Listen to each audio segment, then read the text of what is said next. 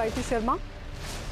Corona का खतरा अभी टला नहीं है, इसलिए मास्क बेहद जरूरी है। न्यूज़ 18 भी आपसे अपील करता है कि आप मास्क जरूर पहने। पीएम ने भी कहा है कि कोरोना से लड़ाई में मास्क ही हथियार है, इसलिए नेताओं से भी अपील है कि वो अपनी सभाओं और रैलियों में मास्क पहने और लोगों को भी मास्क पहनने के लिए कहें।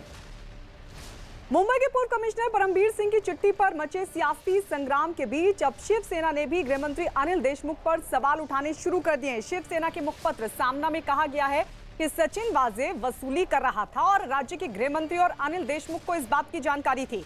मुखपत्र में आगे लिखा गया है कि देशमुख को गृहमंत्री का पद संयोगवश मिल गया। जयंत पाटिल, दिलीप वलसे पाटिल ने गृहमंत्री का पद लेने से इनकार कर दिया था, तब ये पद शरद पवार ने देशमुख को सौंपा। शिवसेना ने कहा कि संदिग्ध आरोपों के घेरे में रहकर राज्य के गृहमंत्री पद पर बैठा कोई भी आदमी काम नहीं कर सकता। पुलिस विभाग पहले ही बदनाम है, उस पर ऐसी बातों से संदेह बढ़ता है।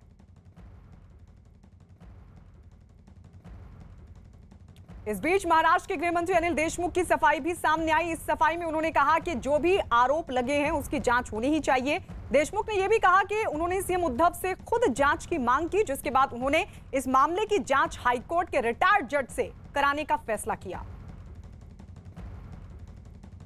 एक्स पुलिस कमिश्नर, माजी पुलिस आयुक्त मुंबई, इन्होंने जो आरोप किए थे उसकी जांच होना चाहिए, ऐसी मांग मैंने कैबिनेट की मीटिंग में माननीय मुख्यमंत्री महोदय को की थी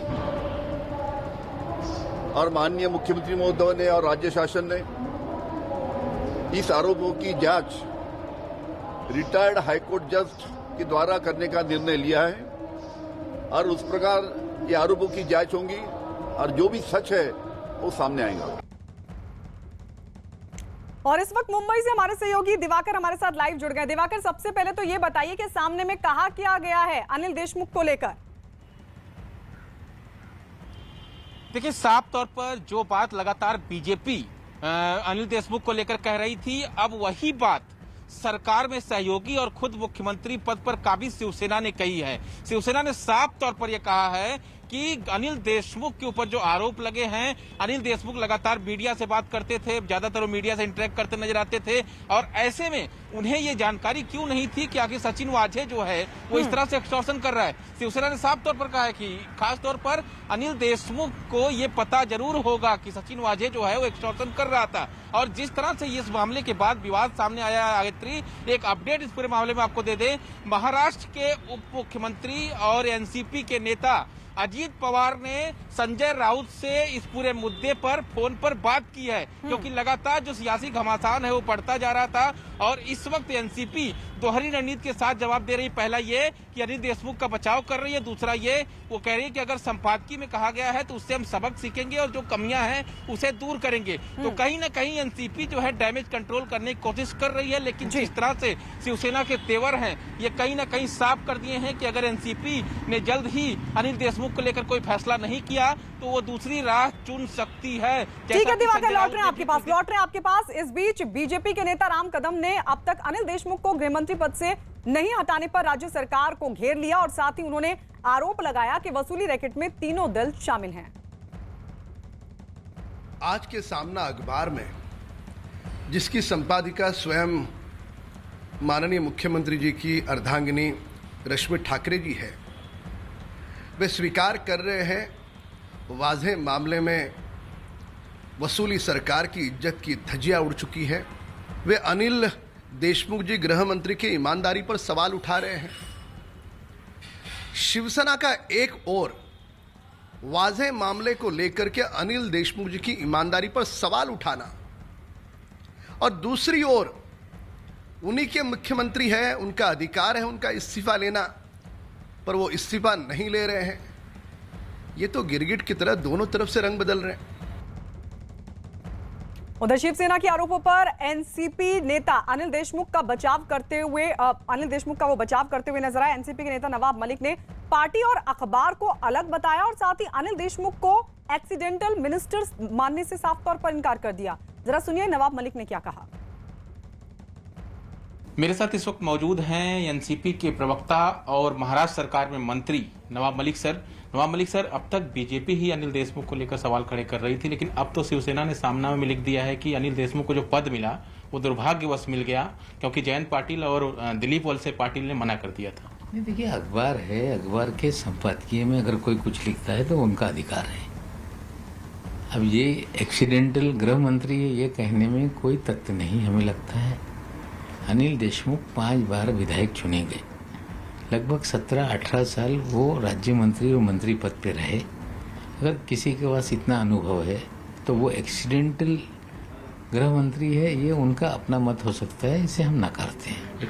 जहाँ तक सवाल है, अन्य सवाल उन्होंने उठाए कि मीडिया के सामने ज़्यादा वो बाइट देते रहे, लोकमत के कार्यक्रम में जाकर जो बात उन्होंने कही वो नहीं कहते तो बेहतर रहता। कुछ चीज़ों को उन्होंने सवाल उठाया। हमें लगता है कोई टीका हो या संपादक अपने संपादकीय में कुछ लिखे तो उसको सकारात्मक ढंग से लेना चाहिए। कुछ अगर गलतियां हैं तो सुधारने का प्रयास करना चाहिए। सर, आपकी सहयोगी है सरकार में शिवसेना, उसका मुख्यमंत्री है, रश्मि ठाकरे अखबार की संपादक हैं, तो ऐसे में सहयोगी पार्टी पर ही सवाल खड़े करना और एक ऐसे नेता पर जो गृहमंत्री के पद पर है, पवार जी काफी खास माने जाते हैं, तो ऐसे में अगर शिवसेना इस तरह के सवाल खड़े कर रही है तो क्या कहीं नहीं लगता कि आपकी सरकार में मनमुटाव फिर से होने लगा है? नहीं, कोई कमियां गिनाता है तो हम ये समझते हैं कि सकारात्मक ढंग से लेना चाहिए। ऐसा है कि गलती और कमियां दो अलग चीज़ हैं। अगर कमियां गिनाई जा रही हैं तो सकारात्मक ढंग से लेके गलतियों को सुधारा जाए, कमियों को सुधारा जाए। हमें लगता है इस अग्रलेख को हम सकारात्मक ढंग से लेते हैं और जो भी कमी किसी भी व्यक्ति में होगी निश्चित रूप से वो दूर करेंगे। दिवाकर हमारे साथ मुंबई से लगातार बने हुए। दिवाकर, 2-3 बातें, 2-3 सवाल बहुत अहम खड़े होते हैं। एक तो ये कि नवाब मलिक कह रहे हैं कि कुछ गलतियां हैं जो सामना के जरिए शिवसेना ने गिनाने की कोशिश की है, तो सवाल ये खड़ा होता है कि जब वो मान रहे हैं कि गलती हो रही है तो उस गलती को सुधारा क्यों नहीं जाता? क्यों अभी तक अनिल देशमुख अपने पद पर बने हुए हैं? क्योंकि सामना में कहा गया है कि आरोपों से घिरा कोई भी व्यक्ति, संदिग्ध आरोपों से घिरा कोई भी व्यक्ति काम नहीं कर सकता गृह मंत्री के पद पर रहते हुए। दूसरा अहम सवाल ये कि शिवसेना की तरफ से लगातार अपने बाकी सहयोगियों से तो पिछले दिनों मंथन रहा है, तो क्या बंद कमरे के भीतर बातचीत नहीं हुई जो सामना में ये तमाम बातें कहनी पड़ी शिवसेना को? तीसरा अहम सवाल ये कि इन तमाम चीजों को देखकर क्या लग रहा है कि क्या सब कुछ ठीक चल रहा है महाविकास आघाड़ी में? देखिए गायत्री, शिवसेना ने सामना के जरिए जिस तरह से बम डाला है, इस पूरे मुद्दे को देखें, अगर परमवीर सिंह के पूरे मामले को देखें तो पूरी सरकार जो है वो बैकफुट पर है। लगातार विवाद बढ़ता जा रहा है। परमवीर सिंह पीछे हटने को तैयार नहीं है क्योंकि ये सर्विंग ऑफिसर है, कोई एक्स रिटायर्ड ऑफिसर नहीं है जो इस तरह के आरोप उन्होंने लगाए हैं। शरद पवार जब दिल्ली में प्रेस कॉन्फ्रेंस कर रहे थे उस दौरान भी उनसे सवाल पूछा गया कि आखिर अनिल देशमुख का इस्तीफा क्यों नहीं लिया जाता। शिवसेना का दर्द क्या है गायत्री, ये समझना जरूरी है। शिवसेना का दर्द यह है कि जो संजय राठौड़ शिवसेना के कोटे से मंत्री थे, उनको लेकर जब विवाद हुआ तो उनको तुरंत मंत्री पद से इस्तीफा देना पड़ा। और यहाँ पर एनसीपी के 2 बड़े नेता, एक धनंजय मुंडे को लेकर विवाद हुआ, तब भी उन्होंने इस्तीफा नहीं दिया, और अब अनिल देशमुख को लेकर इतना बड़ा विवाद हुआ है और इतने गंभीर आरोप खुद एक सर्विंग आईपीएस ऑफिसर ने लगाए हैं, और ऐसे में भी उस मंत्री से इस्तीफा नहीं लिया जाता है, तो जाहिर तौर पर शिवसेना को इस बात का दर्द है। और जाप तौर पर यह बात सही है कि जो बात ठीक है दिवाकर, लौटेंगे आपके पास, लेकिन सबसे अहम सवाल खड़ा होता है वो ये कि शिवसेना में जिस तरीके से सामना के जरिए शिवसेना ने अपनी बात रखी है, उसके बाद अभी भी देशमुख के बचाव में एनसीपी क्यों खड़ी हुई है? क्यों दबाव है और वो दबाव क्या है जो लगातार एनसीपी देशमुख के साथ खड़ी और बचाव कर रही है? लेकिन इस बीच आपको बता दें, सचिन वाजे कांड के बाद अब महाविकास आघाड़ी सरकार में अंदरूनी खटपट तेज हो गई है। इस मुद्दे पर शिवसेना के मुखपत्र सामना ने गृह मंत्री अनिल देशमुख पर निशाना साधा। सामना में लिखा गया कि पुलिस के दफ्तर में बैठकर सचिन वाजे वसूली कर रहे थे और एक्सीडेंटल होम मिनिस्टर को कुछ पता ही नहीं था। असल में महाराष्ट्र के गृह मंत्री अनिल देशमुख पर पूर्व पुलिस कमिश्नर परमवीर ने वसूली करने के आरोप लगाए थे। सामना के तेवर देखकर बीजेपी को भी इस मुद्दे पर चुटकी लेने का मौका मिल गया। शिवसेना के निशाने पर अपनी सरकार के ही गृह मंत्री।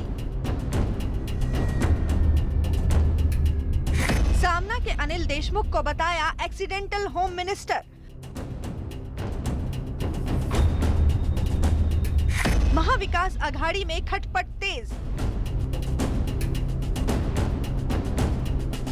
सचिन वाजे से जुड़े मामले और मुंबई के पूर्व पुलिस कमिश्नर परमवीर के आरोपों के बाद अब शिवसेना इस मामले से पल्ला झाड़ती नजर आ रही है। एक बार फिर राज्य के गृह मंत्री अनिल देशमुख निशाने पर हैं और इस बार हमला करने वाले अपने हैं। शिवसेना के मुखपत्र सामना में इस पूरे विवाद के लिए अनिल देशमुख को जिम्मेदार ठहराया गया। सामना में लिखा गया है कि मुंबई पुलिस आयुक्त में बैठकर वाजे वसूली कर रहे थे और गृह मंत्री को इस बारे में जानकारी नहीं होगी। अनिल देशमुख को गृह मंत्री का पद दुर्घटनावश मिल गया। जयंत पाटिल, दिलीप वसले पाटिल ने गृह मंत्री का पद स्वीकार करने से मना कर दिया था। तब ये पद शरद पवार ने देशमुख को सौंपा।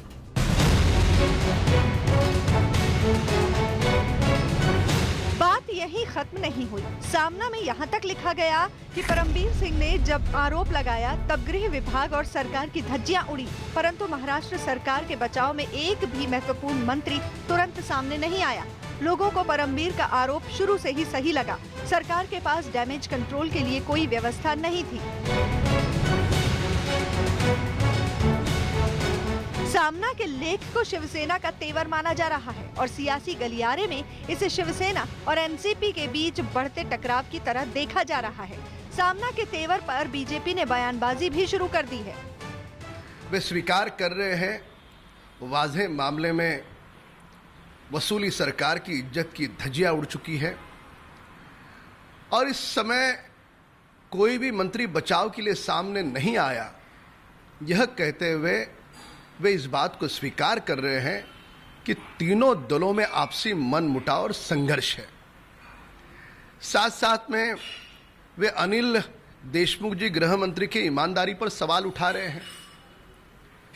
शिवसेना का एक और वाज़ेह मामले को लेकर के अनिल देशमुख जी की ईमानदारी पर सवाल उठाना और दूसरी ओर उन्हीं के मुख्यमंत्री है, उनका अधिकार है उनका इस्तीफा लेना, पर वो इस्तीफा नहीं ले रहे हैं। 20 मार्च को मुंबई पुलिस के पूर्व आयुक्त परमबीर सिंह ने जो लेटर बम फोड़ा था, उसके दूसरे दिन यानी 21 मार्च को संजय राउत ने दूसरी मंजिल तलाशने को लेकर एक ट्वीट किया था, जिसके बाद ये कयास लगाए जाने लगे थे कि शिवसेना और एनसीपी के बीच सब कुछ ठीक नहीं है। और अब जब सामना में खुद की सरकार के गृह मंत्री के ऊपर शिवसेना ने सवाल खड़े किए हैं, तमाम गंभीर आरोप लगाए हैं। हालांकि एनसीपी सकारात्मक कहकर इसे डैमेज कंट्रोल करने की कोशिश कर रही है, लेकिन जिस तरह से शिवसेना ने आरोप लगाए हैं, इसका परिणाम आने वाले दिनों में देखने को मिल सकता है। एनसीपी को लेकर शिवसेना के इस तेवर से पहले कांग्रेस से उनकी नाराजगी सामने आ चुकी है। कुछ दिन पहले शिवसेना के प्रवक्ता संजय राउत ने यूपीए को लकवाग्रस्त बताकर शरद पवार को गठबंधन का प्रमुख बनाने की सलाह दी थी। तब कांग्रेस ने शिवसेना को ये याद दिलाने में देर नहीं की थी कि महाराष्ट्र की सरकार कांग्रेस के समर्थन से ही बनी है। इस बार सामना ने एनसीपी कोटे से गृह मंत्री बने देशमुख को आड़े हाथों ले लिया। सचिन वाजे मामले का जिक्र कर सामना में लिखा गया कि अनिल देशमुख ने कुछ वरिष्ठ अधिकारियों से बेवजह पंगा लिया। गृह मंत्री को कम से कम बोलना चाहिए। बेवजह कैमरे के सामने जाना और जांच का आदेश जारी करना अच्छा नहीं है। संदिग्ध व्यक्ति के घेरे में रहकर राज्य के गृह मंत्री पद पर बैठा कोई भी व्यक्ति काम नहीं कर सकता। पुलिस विभाग पहले ही बदनाम है, उस पर ऐसी बातों से संदेह बढ़ता है। पुलिस विभाग का नेतृत्व सिर्फ सैल्यूट लेने के लिए नहीं होता, वो प्रखर नेतृत्व देने के लिए होता है। प्रखरता ईमानदारी से तैयार होती है, ये भूलने से कैसे चलेगा। शिवसेना ने जिस तरह देशमुख के खिलाफ मोर्चा खोला है, उसके बाद खुद गृह मंत्री को सफाई देने के लिए सामने आना पड़ा। एक्स पुलिस कमिश्नर, माजी पुलिस आयुक्त मुंबई, इन्होंने जो आरोप किए थे उसकी जांच होना चाहिए, ऐसी मांग मैंने कैबिनेट की मीटिंग में माननीय मुख्यमंत्री महोदय को की थी और माननीय मुख्यमंत्री महोदय ने और राज्य शासन ने इस आरोपों की जांच रिटायर्ड हाईकोर्ट जज के द्वारा करने का निर्णय लिया है और उस प्रकार ये आरोपों की जांच होंगी और जो भी सच है वो सामने आएगा। वाज़ेह मामले में परमबीर के दावों और इससे जुड़े रोज होने वाले खुलासों से महाराष्ट्र सरकार की स्थिति समझी जा सकती है। सामना में भी इस वक्त सरकार की राह को फिसलन भरी बताया गया है।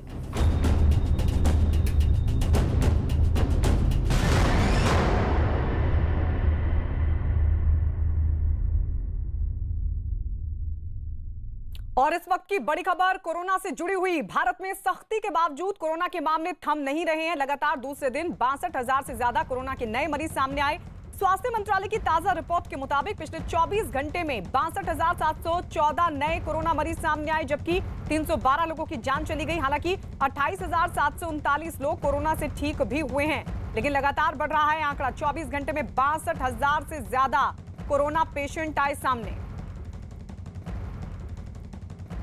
उधर महाराष्ट्र की बात करें तो पिछले 24 घंटों में कोरोना के करीब 36,000 नए केस सामने आए, जबकि कोरोना की वजह से 166 लोगों की मौत हो गई, जो पिछले साल अक्टूबर के बाद मौत का सबसे बड़ा आंकड़ा है। और यही वजह है कि महाराष्ट्र में कोरोना पर सख्ती बढ़ा दी गई है। राज्य सरकार ने रात 8 बजे से सुबह 7 बजे तक मॉल, सिनेमा हॉल, होटल और रेस्टोरेंट बंद रखने का निर्देश दिया है। राज्य सरकार ने धार्मिक, राजनीतिक और सांस्कृतिक कार्यक्रमों पर भी पाबंदी लगा दी है। इसके अलावा एक जगह पर रात 8 बजे से सुबह 7 बजे तक 5 लोगों के एक साथ जुटने पर भी पाबंदी लगा दी गई है। इतना ही नहीं, मास्क ना पहनने पर 500 और सार्वजनिक जगह पर थूकने पर 1,000 रुपए का जुर्माना भी वसूला जाएगा। शादी समारोह में 50 और अंतिम संस्कार में 20 लोग ही शामिल हो सकेंगे। इतना ही नहीं, कोरोना के बढ़ते मामलों की रोकथाम के लिए आज रात से पूरे महाराष्ट्र में नाइट कर्फ्यू भी लागू हो जाएगा। देश के कुछ राज्यों में कोरोना एक बार फिर तेजी से पांव पसार रहा है। कोरोना के ताजा आंकड़ों ने लोगों में खौफ भर दिया है। जिन राज्यों में कोरोना के मामले तेजी से बढ़ रहे हैं, उनमें पहला नंबर आता है महाराष्ट्र का। महाराष्ट्र के अलावा पंजाब, गुजरात, दिल्ली, मध्य प्रदेश और कर्नाटक में भी कोरोना के मामले तेजी के साथ बढ़ रहे हैं, जिसके बाद कई राज्यों में सख्ती भी बढ़ा दी गई है। महाराष्ट्र समेत देश के तमाम हिस्सों में कोरोना वायरस ने एक बार फिर से कहर ढाना शुरू कर दिया है। कोरोना से सबसे ज्यादा प्रभावित महाराष्ट्र में आज से 15 अप्रैल तक के लिए नाइट कर्फ्यू लगा दिया गया है। इतना ही नहीं, औरंगाबाद में तो प्रशासन को पूर्ण लॉकडाउन करना पड़ गया। सरकार ने कोरोना के खतरे को देखते हुए लोगों से त्योहार पर घर पर ही रहकर त्योहार को मनाने की अपील की है। कोविड-19 अभी खत्म नहीं हुआ है, ऐसे में हमारा फर्ज है कि हम सतर्क रहें। बेकाबू कोरोना के बाद महाराष्ट्र सरकार सख्त। औरंगाबाद में 30 मार्च से 8 अप्रैल तक पूर्ण लॉकडाउन। आज से महाराष्ट्र में नाइट कर्फ्यू। सार्वजनिक जगहों पर होली मनाने पर लगी रोक। महाराष्ट्र सरकार अगर इस तरह की सख्ती को मजबूर हुई है तो बेवजह नहीं। बीते कुछ दिनों से महाराष्ट्र में जिस तरह कोरोना का कहर टूटा, बीमारी बेलगाम हुई और लोगों ने लापरवाही बरती, उसके बाद इस सख्ती को अनहोनी तो नहीं ही कहा जा सकता। कोरोना जैसी जानलेवा बीमारी के बेकाबू हो जाने और राज्य सरकार की तमाम चेतावनियों के बावजूद लोग बीमारी से बचाव के नियमों को पालन करते नहीं दिख रहे। दूर दराज के इलाके को भूल जाइए, राज्य की राजधानी मुंबई की दादर सब्जी मंडी की झलक ही देखिए। जिस महाराष्ट्र में आज से नाइट कर्फ्यू लग जाएगा, जिस मुंबई में हर दिन 6,000 से ज्यादा मामले सामने आ रहे हैं कोरोना के, वहां पर जहां लॉकडाउन लगाने की लगातार चेतावनी सरकार की तरफ से दी जा रही है, बावजूद इसके अगर इस तरह की तस्वीरें आपके सामने आए तो फिर समझ लीजिए कि राज्य जो है ये राज्य भगवान भरोसे ही है। मैं जहां मौजूद हूं ये दादर की सब्जी मंडी है और आप यहां पे देखिए कि किस तरह से कोरोना नियमों की धज्जियां उड़ाई जा रही हैं। न चेहरे पर मास्क और न ही सोशल डिस्टेंसिंग की फिक्र, मानो बीमारी को न्योता देने की ठान चुके हों। ऐसी लापरवाहियों का नतीजा कोरोना के बढ़ते आंकड़े बताते हैं। एक दिन पहले के ही आंकड़े को देखें तो 24 घंटे में महाराष्ट्र में 35,726 नए मरीज सामने आए और इसी दौरान 166 लोगों की मौत हो गई।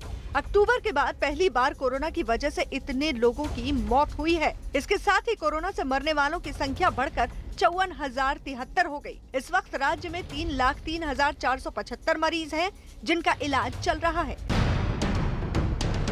नए मरीजों और मौत के आंकड़ों से आने वाले दिनों की आहट तो सरकार को मिल ही चुकी है, लेकिन सरकार के सामने होली और शब-ए-बारात जैसे त्योहार के दौरान लोगों को घर तक सीमित रखने की चुनौती है। इसलिए महाराष्ट्र सरकार में नाइट कर्फ्यू का ऐलान कर सख्ती बढ़ा दी गई। मुंबई में पुलिस वाले दादर समेत कई जगहों पर आने जाने वाली गाड़ियों की तलाशी लेते दिखे, तो खबरिस्तान वाले इलाकों पर भी उनकी नजर थी। खबरिस्तान की देखरेख करने वालों को भी नाइट कर्फ्यू का पालन सख्ती से कराने के निर्देश दिए गए हैं ताकि भीड़ न लग पाए।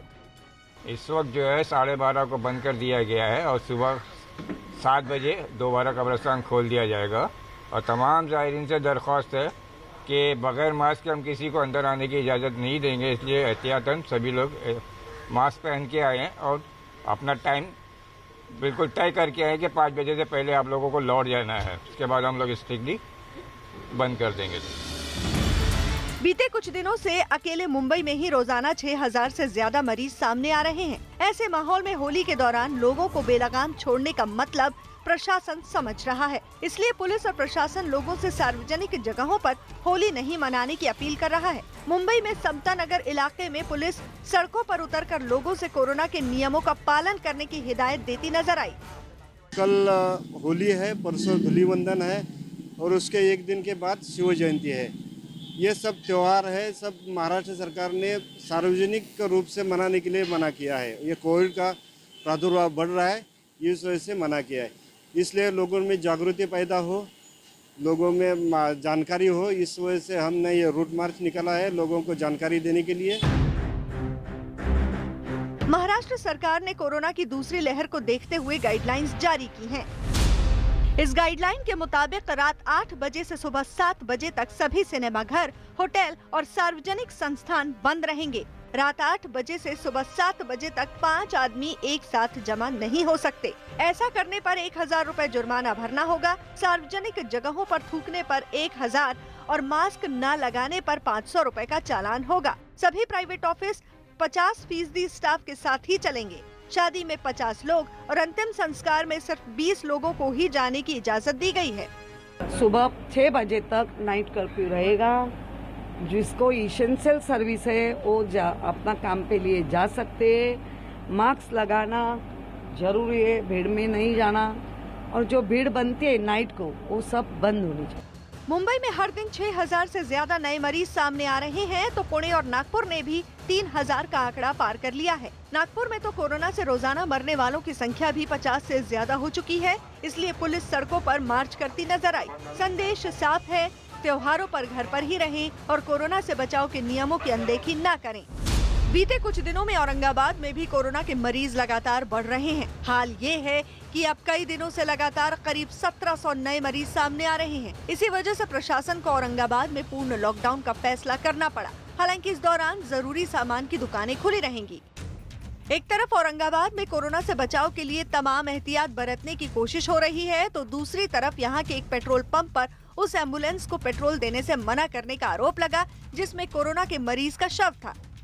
एक तो गैस के लिए गैस, चूल्हे के लिए गैस, गाड़ी के लिए पेट्रोल और मत खाना दो, लॉकडाउन करो, मत खाना दो, इतना तो दो। कोरोना से महाराष्ट्र ही नहीं देश और दुनिया परेशान है।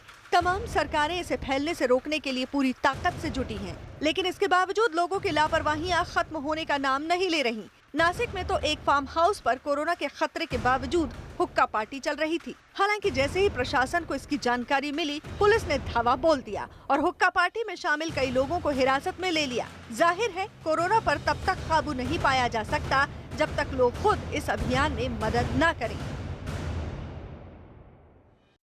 देश की राजधानी दिल्ली में कोरोना के मामले तेजी से बढ़ रहे हैं और इसके बावजूद दिल्ली सरकार ने लॉकडाउन लागू करने से इनकार किया है। लेकिन रोज रोज 1500 से ज्यादा नए मरीजों ने सरकार की चिंता को जरूर बढ़ा दिया है। इसलिए सरकार ने कुछ नए आदेश जारी किए ताकि होली और शब-ए-बारात जैसे त्योहारों के बावजूद कोरोना को काबू में किया जा सके। छोटा सा ब्रेक हम ले रहे हैं, फौरन लौटते हैं।